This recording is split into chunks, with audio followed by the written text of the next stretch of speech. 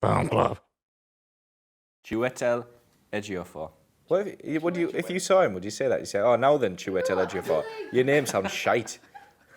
Welcome to Conveniently Critical, and welcome to the very first episode of Film Club. Film Club is going to be used every week to invite you guys along to watch a film with us. So the next week, acclaimed film. a critically acclaimed film.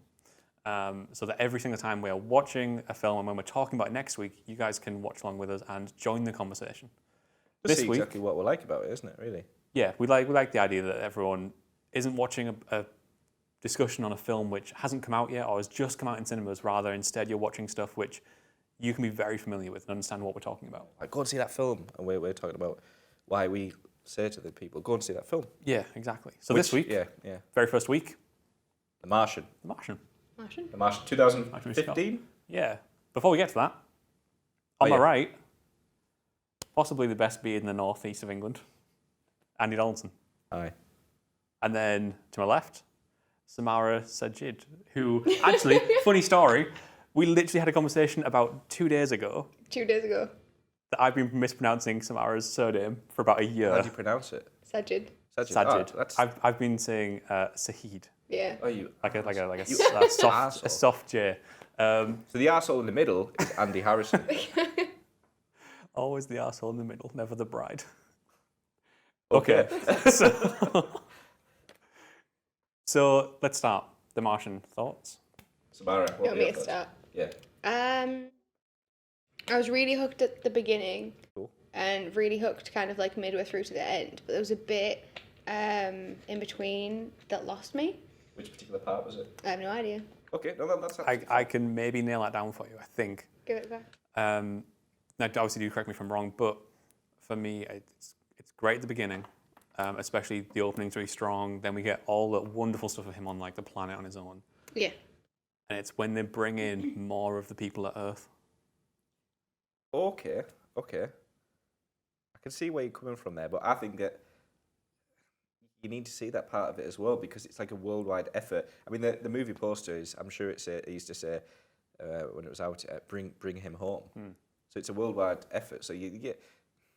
Are you trying to say like it didn't interest you as much? No, like I completely agree there that I think you need it for the ending. Maybe that's why the ending works as well. Yeah. It's because you have had all that build up to it.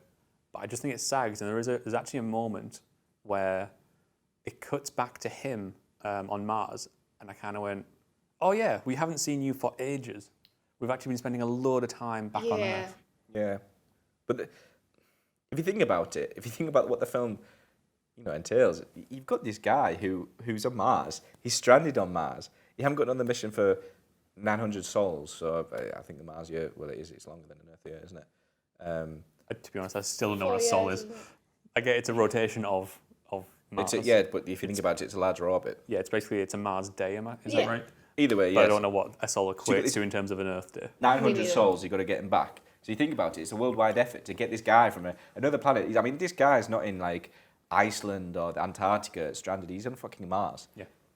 So it's like He's on fucking you Mars. will have all these Earth people, like all these people on Earth, who are wanting to get together to, it's a worldwide effort. It's something that has never been done before. Not only like Still hasn't. Ares in the film thing, they have the Ares 3, so you can go under the assumption that the Ares 1 and Ares 2 may or may not have worked, and may or not have landed on Mars. The Ares 3 could potentially be at the very most the third mission on there. And if you think about it, so these people are on Mars, and you left someone over there, so all those resources that you have on Earth, you do need all these people. It's not just going to be two people that bring Matt Damon home from Mars. You will need a monumental effort from everyone. While we're on the subject, Cool. Matt Damon. Brilliant. Performance? Absolutely brilliant. Yeah.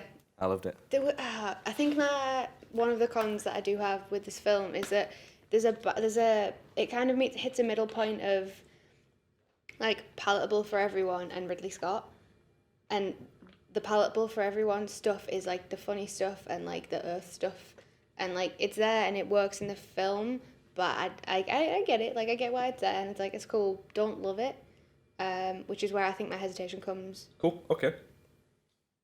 Yeah, I mean, interesting that you say it strikes a balance between palatable for everyone and Ridley Scott, because Ridley Scott's thing has always been that he's taken a bit of flack for being a technical director rather than like a character I remember director. saying this, yeah. So rather like he's always the idea is that he's always concerned about, let's make sure this looks the best, make sure this sounds the best, make sure it creates like maybe a tone and atmosphere, but doesn't necessarily tell the story of the character exactly. So instead, what I do find impressive about The Martian, I think, is that the underlying element of it being about. Matt, I heard your stomach grow, by the way. He's like slowly trying to hold in this laugh.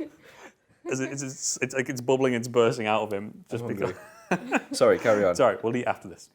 So yeah, there's this underlying theme of it's about Matt Damon's character. It's about Mark Watney throughout the whole thing, and it always comes back to that. So I think, in terms of him as a director, that's really lovely to see. Good point. That I don't really see that about Ridley Scott. Like, I'm not as into the whole film part of view. Like, this director's kind of like specialty as such. But that's actually, it's a good point. It's a really good point. That's actually something I was, because I couldn't talk to you guys about it, so I was like having to sort of like organise my thoughts elsewhere. And I've said to someone that it's amazingly character driven, because if you look at like, you think classic Ridley, you think like Alien. Alien and Blade Runner, yeah. Exactly. Those are your go-tos. And it's kind of, you don't get character driven stuff in that. It's more about like the tension and the atmosphere. With this, he's kept the atmosphere and like developed through into character. Yeah, it's brilliant actually. But we kind of glossed over it. Matt Damon's performance, wonderful. Like, I think maybe this having not knowing anything too much about it, but this might have been sent out as like a vessel for Like Moon. Matt Damon, kind of like Moon was a vessel for Sam Rockwell. Yeah. This might have been used as a vessel for Matt Damon. Bloody brilliant actor as it is. Why would he need a vessel? True, he doesn't need one. But actually, I'm going to say throughout the film, he's likable, he's enjoyable to watch. You do enjoy seeing what he's going to do with like science and stuff on Mars. I'm actually going to say not a great performance, not a stunningly amazing performance like Sam Rockwell in Moon, until the end. Until Where specifically? where he's realizing it's his last day and he's going home. Or like there's a potential that he's either going home or he's going to die. Like it's one of those two things. When he's in the ship and she's saying, pilot, you ready now? He's like crying. He's like, ready? Yeah, exactly. What a wonderful scene. Yeah, it was brilliant. Absolutely wonderful. Everything from, I think, from where he's sitting in the rover and he's eating his last meal. Saving life and all that. Everything from there to the end, he blows out the water. Yeah, he really does. Brilliant. I think Class it's... Sorry, Sorry, no, go on and say class film. The interesting thing about his character is that it's... him as a character, he's very resilient. Like, he kind of is just like... This is a problem, we'll deal with it, like, all right, done, let's deal with the next thing. Yeah, but I feel like that almost didn't feel real to me. Okay. Because it was just, the majority of people in that situation would freak the fuck out and, like, that would be it. Yeah. He's an astronaut, isn't he? So they've got to prepare for this stuff. Yeah, and I think that was important to the film. Yeah. And I don't necessarily know if it was, like, out of place, but there was something about it that, like, it's not that it didn't sit right, but it stood out to me. Yeah. Do you mean like, so from the get-go, he's just okay with it and like he's problem-solving? Yeah. Immediately. I think maybe that's why his like acting at the end really pays off, because you finally see him like be emotional with his character. Yeah. You only see snapshots of the film. You only see the best parts or the most important parts in a 2-hour period. So there might have been.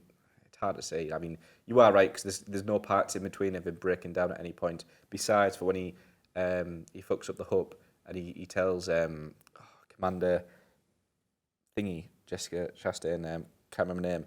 Commander Chastain. Yeah. He basically says that he might need to sort of speak to my parents, and that's him like kind of. Yes. So that's the only thing of.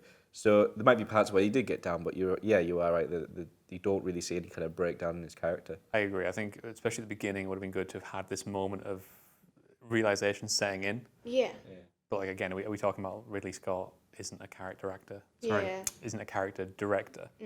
And maybe that's his fall down. Maybe a better director would have had a scene in which he does let that moment wash over him and go, shit, I'm dead. Yeah. Before, like, he realizes and starts to fight back, and there's that wonderful moment where, after he's patched himself up, and he starts thinking to himself, and he just goes, "I'm not going to die here." Yeah, yeah, and he says it out loud, doesn't he? Yeah, It's brilliant. and that's where he starts going on his journey to survive.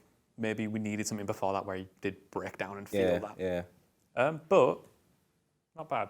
Like I think you connect with it. I think you do connect with him as a character.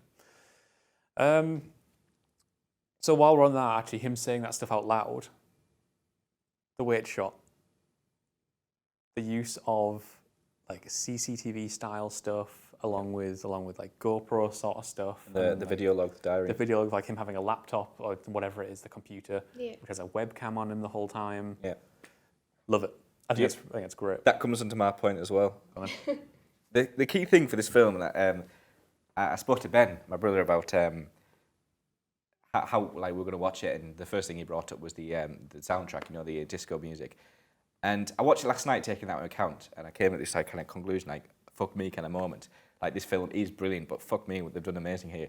The key word for this film for me was immersion, in the sense that what you're saying there, that the whole like the film, the video parts with the GoPros and stuff like that, how he's talking the video diary. Now I'm going to go to something here. I don't know if you're aware of this, called, I think I pronounce it correctly, diegetic sound, non-diegetic sound. Yeah, diegetic sound being sound which is like a radio. actually, the character turns on the radio in a film. diegetic sound means sound in their world. Yes, in the film world. Non-diegetic being music that you Like score over Aragon, the top. about to kill the orcs, and you've got these lovely strings and these horns blasting out. Just like It's Aragon. only the audience that is aware of that. That's non-diegetic sound with the kind of Lord of the Rings is a great example. The Martian it actually has a soundtrack, like a kind of an ambient soundtrack. Like Drone's a good example is when the Ares 3 is blasting off and they just left Watney behind. There's some strings there, there's some like nice pieces of music, but there's the secondary soundtrack, the main one, the one that everyone knows, which is the disco music. Now, what's amazing is towards the start of the film, Chiwetel Ejiofor, he says a particular line. He says he's 50 million miles away. God knows what he's thinking right now. Switches to the vlog or the camera like this, and he goes basically looks at the camera and just goes, "I'm gonna die if I have to listen to any more of this disco music." Yeah. So for me, that's like because you've got the disco music in the background, you're hearing it, so the audience is hearing it, but the characters as well. Because he's so stranded alone on that planet, you're the only person there that's with him, so you're almost experiencing that with him as well. Now, this disco music comes across, and it's like the comic. What you said before, there's the comic relief, like palatable, the part of it. Now, for me, this comic relief, the fact that this disco music, it turns its theme throughout the film, and it's how he like kind of sees the bright side of the situation by taking the piss, being just taking the piss out of the disco music. And if you think about the end, when he actually, he does land, he just astronomical odds that he manages to meet up with the Hermes, the ship, I think that's what it's called. And he goes and Commander Lewis, that's what it's called. He's getting right to Commander Lewis. They say hi to each other. She says hi. And the second thing he says to her, his first, he hasn't seen someone in 1.5 years, is he just says, "You've got the worst taste of music ever." So it's going back to that thing. So for me, the use of diegetic sound, the fact that he hears it, you hear it, it means you're part of that experience. You hear the sound as well. Yeah. And it's a running theme throughout the whole film. And I just thought combine that with the fact that the other parts of diegetic sound where he's talking to you as a fucking person, because you're the computer in that video log like that. You're the GoPro that he's looking up to. He's looking at you and talking like he's looking at you saying, I'm going to science the shit out of this. And that is me, pure fucking immersion. Like, you are there, part of it. And it's not just that. You then also, there's a great example where NASA are doing a press conference. The sound and everything, it's how it would come out like a broadcast sound. And you look at the TV and it's zooming in like that. But it's got grainy like a TV would be. So you're there, you're just fucking sat at home, listening to NASA talk about why this guy's just died at Mars and stuff like that. So you're not only the person that's there with Matt Damon, Mark Watney, but you're also the person at home on your TV following NASA's every footsteps as a worldwide community. Going back to that thing before, how you're saying, all those shots in the middle of the film where it's going, all these characters. You're fucking sat down there with Chiwetel Ejiofor, and when they talk, and they talk to Watney or the type, they all speak out loud, and you can see there's a guy there, listen, there's a guy behind there. You're here, the camera's facing him like that, as if you're the fourth person listening to the conversation. So for me, all that sound there, and even the visual part where you say about the camera, it's so fucking immersive. It's fucking brilliant. But I think they make a wonderful point about that as well, in that he mentions at some point NASA is a public domain company. So all the stuff they're collecting, all the video stuff they're collecting, all the audio logs, all the stuff that Mark is making on Mars, which they don't have access to there and then. Yeah. But that's going to have to get released to the public. Exactly. So almost what they're doing is kind of showing to you a way in which other people would Perceive, isn't it? yeah, the way in which the people of that world would actually consume that content when it eventually comes back to Earth. Yeah. Like that's how that Earth would experience Mark Watney's journey Exactly. through those logs. And yeah, we get some extra stuff because we're watching the film. We Yeah, get like yeah. the slightly behind the scenes sort of stuff. Yeah. Which is the well shot classic cinema stuff. Yeah. But no, I love all the audio log, video log stuff. It's fucking It's great. If absolutely anything, brilliant. I wanted more of it. I wouldn't have minded the entire film being made like that. Yeah. It's very interesting how they did, and I've got to commend them for that. And just something so simple as a disco soundtrack that just like kind of carries the story along, and it makes you feel like you said something before about how you feel sorry for him. You want him to go as well. Yeah. You get to the end, and when he's on about the rover saved my life because he spent so much time in there. How he sat there and he's about to, he's getting ready to take off, and he's just going ready like this, and he's crying. And, I'm not saying I cried to the film, but you fucking lumber your throat, like fucking get in, son. Yeah. Actually, while we're on the topic of the music as well, yeah, I think everyone's go-to is, it's got an awesome soundtrack because it's got those like 80s pop sort of songs in there. Yeah. I can only count 3, 4 or 5. 4 or 5. I've got There's ABBA. There's Hot Stuff. I've got Starman, and I've got Waterloo. But Starman's non-diegetic. I can't pronounce that word to save my life. Well, so does Hot Stuff. Starts out as non-diegetic. No, it starts at diegetic. It does start diegetic and it turns non-diegetic. So yeah, That, Starman. that's the other thing is the transition. So if I'm right, so is Waterloo. Waterloo's just. No, you're right. Waterloo and Starman are the two ones that are non-diegetic. So that's what I mean. So it starts off being like part of what he's experienced, and then you get used to the whole film having that recurrent theme. But there was more songs, he's saying. I think there's 4 or 5. 4. I'll have to watch it again. Fucking old. Watched it last night. So no, I can't name another one. There was the one where he sat down and he's like, I'm going to die if I listen to the music again, which wasn't Waterloo. You got Waterloo there, you got Starman, you got Hot Stuff, and there potentially could be another one. Okay. So that's one I could count. Did you actually notice that they had an actual film score? Yes. They had ambient sounds. It's like at the beginning, it's quite a standard score. Yeah. It's not until he's left that you start getting this like 80s stuff that comes in. But even then, they have that like ambient pieces. There's one piece where it's just Watney facing down, and it's just the camera's on him, and he's like, so the camera's there, and he's just facing that way, and he's got this lovely drone.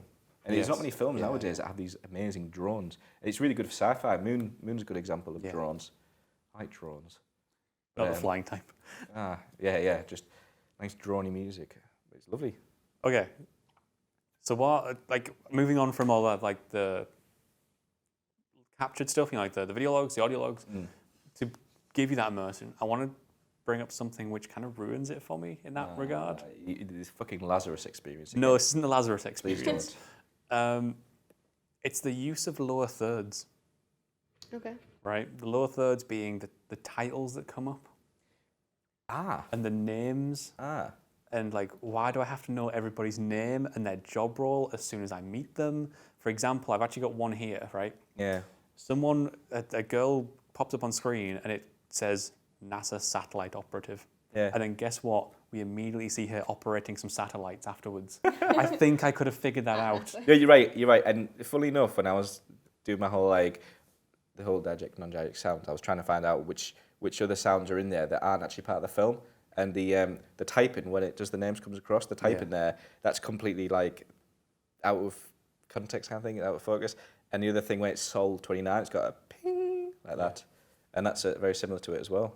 I think that's the stuff that makes it feel standard space filmy. I agree. And I hate it. Because because I've seen so many like sci-fi space films, they all start to have like the same sound and the same like aesthetic, and it's really difficult. And I kind of hate to say it because I do love sci-fi, but it's awful when you're watching something like this and you feel like. I think that's one of the things that made me drop out a little bit. Fair enough. There's a valid point in that. But yeah.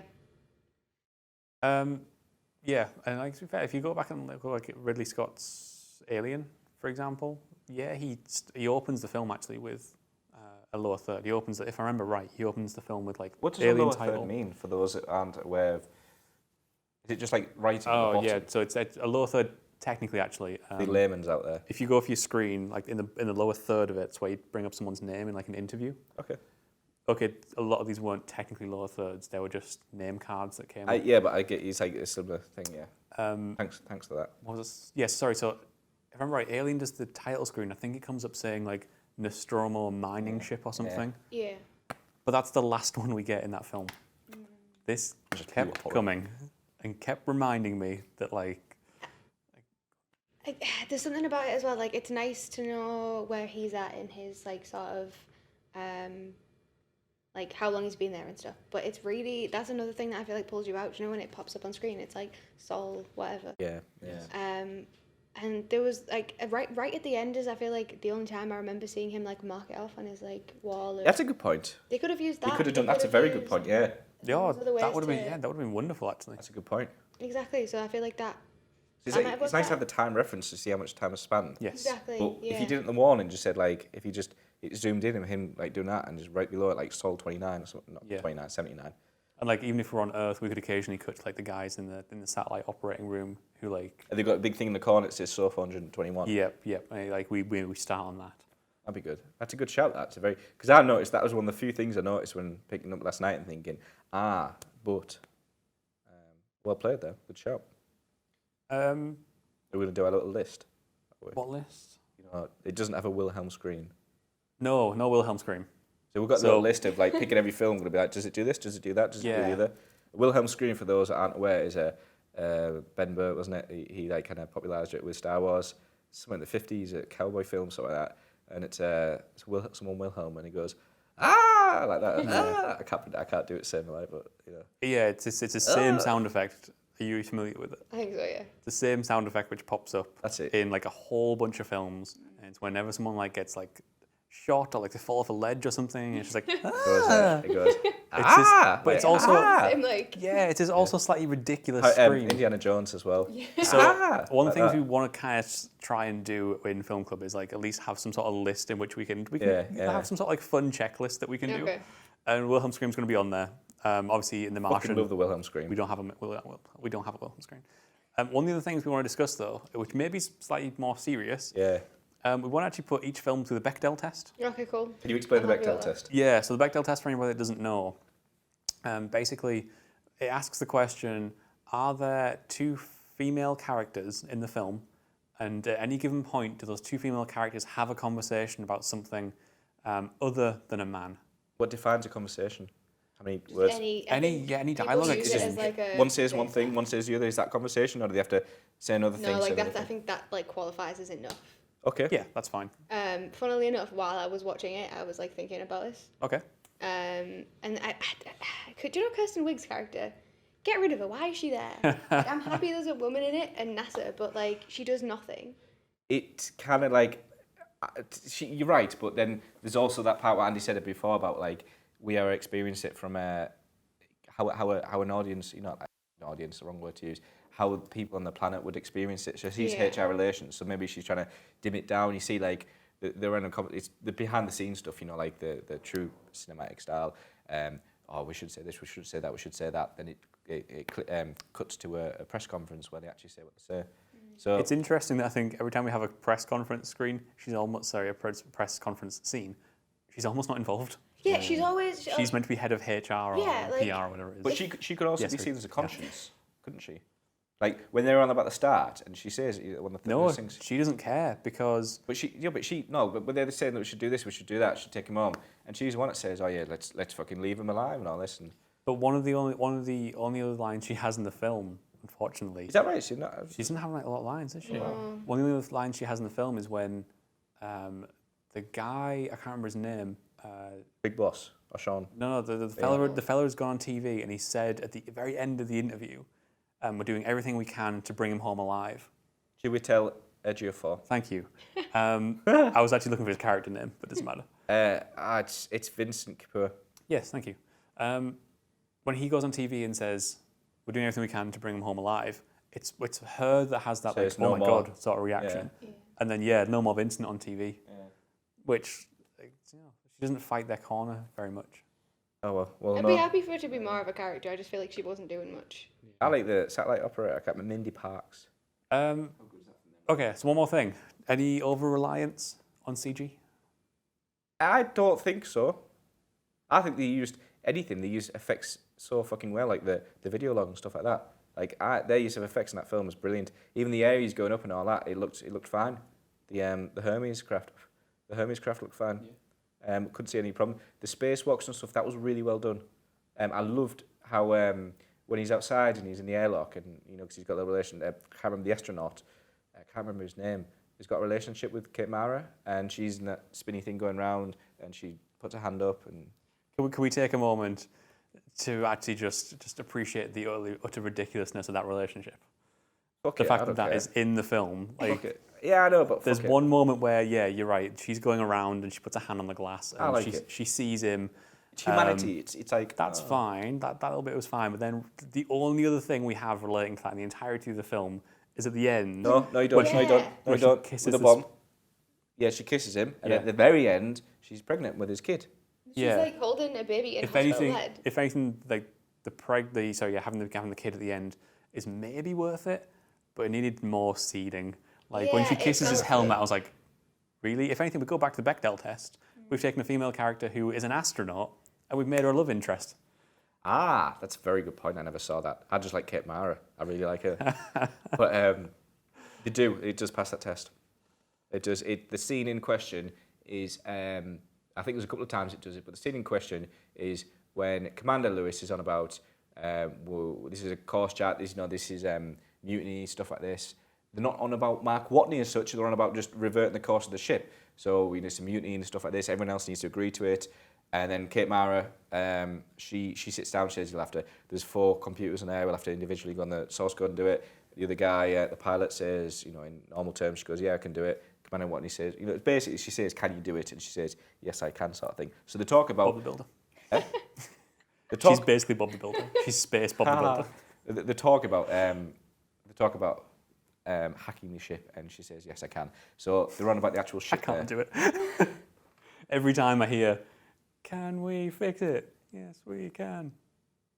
Why are you completely blind? I know, it's pretty harsh. Okay, Samara, give us a quick roundup. Do you recommend people go out and actually watch this? Why not? Like, it's worth a watch. Why not? Yeah.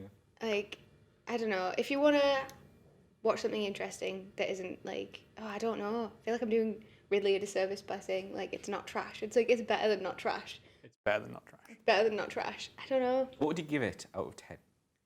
What a question. God, I don't even know about that. I'd say 6 or a 7. Okay. Andy? Are we doing out of 10? Go on. And then give your reasons. If we have to actually rate it, I would go maybe closer to 7.5. Because for me, this represents something really, really important for Ridley Scott. Ridley Scott, as far as I'm concerned, has been making rubbish for a while now.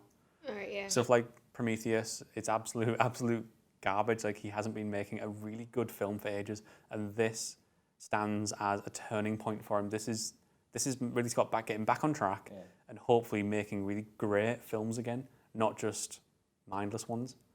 What was his last one? It was Prometheus, wasn't it? It might be. I don't know. So go on then, give it a rating. I'd give it 8, just because of that. I fucking love the sound of that film. I love the video logs. I love the use of GoPros and stuff like that. I loved how you felt there as like audience on Earth, as well as Mark Watney's best friend. And I really, actually, one of the things that really stood out for me is I really enjoyed the ambient backtrack. Not the disco one, the ambient one I thought was really good. So I give it an 8. Watch it. It's brilliant. It's one of the best sci-fi films you have in quite a while. But yeah, actually, that's really worth mentioning, I think, is that it's probably one of the best sci-fi films we've made for a few years now. It's quite accurate in regards to science, supposedly from stuff I've read online, so I feel like a right tit now that just goes about anything I read, but supposedly it's quite accurate here and there. We read online, Mars really exists. Dickhead. No, but honestly, I'd recommend it highly in 8 out of 10, 7.5 out of 10, 6/7 out of 10. Yeah, but I feel like I'm biased with film because I love it so much. I'm rating it on how much I enjoyed it. I'm not being objective about it. That's fine. That's cool. Oh yeah, I mean, in the pantheon of cinema, this Yeah. doesn't reach the upper echelon. Good use of the word pantheon. Sorry, I enjoy it. Yeah. it doesn't reach that far, but in terms of what it's going for, it really achieves it incredibly well. It does indeed. Right. Okay. So next week. Next week, we're going to be watching Django Unchained. Quentin Tarantino. That's going to be a fun one. Yeah. So those Tarantino fans, I personally think it's his second best film, but we'll come into reason. I need to watch it again and wow myself, but I do love Inglourious Bastards. Oh. I do love Inglourious Bastards, but yeah. Oh, he's got a great list, like Kill Bill. Does, yeah, he's got, fucking you hell. know, Django next week. It's Django next week. However, Please for watch now, it. yeah, do watch it because next week we're going to be talking about it. So it'd be great if you could join in the conversation. Even at the end of the week, we'll be like, do we tell everyone to watch it again? You know, because that's what we've done there. It doesn't matter. We'll ignore it. But yeah, please watch it. And at the end of next week's video, we'll say, yes, I recommend you should watch it. I'm joking. I think what you're trying to get is you're telling them to watch Django and The Martian. Is that what you're trying to I say? don't know what he's doing. I don't know. So if you want to talk to us about The Martian as well, do let us know what you thought of it. Yes. Because it'd be great to start a conversation Yes. either in the comments below or if you want to hit us up on Twitter, we're more than happy to talk about this because one of the things we really want to do with Film Club is just start a conversation about this stuff. Yeah. We want to go back and look at all these great films and talk to you guys about them. Because we might have missed some points that you come out and we might have wrote some points that you might think, oh, wow, and you might expand on those points. So please do. Please do. Also, please disagree. Yes. Yeah. Good shout. We're very open to disagreeing. Like, tell us this is the worst film you've ever seen, or tell us this is the film. Oh. Tell us it's the worst film in the world because we need to know. Sorry, No, you don't get one now. I'll actually give you one. Thank you. So yeah, that was The Martian, Matt Damon, Ridley Scott, 2015, fucking brilliant film. And next week it's going to be Django Unchained. So cheers for watching Film Club. I'm just turning his mic off now. Don't worry, he's gone. He's gone. You tit. So, yeah, we'll see you guys next week. Job done.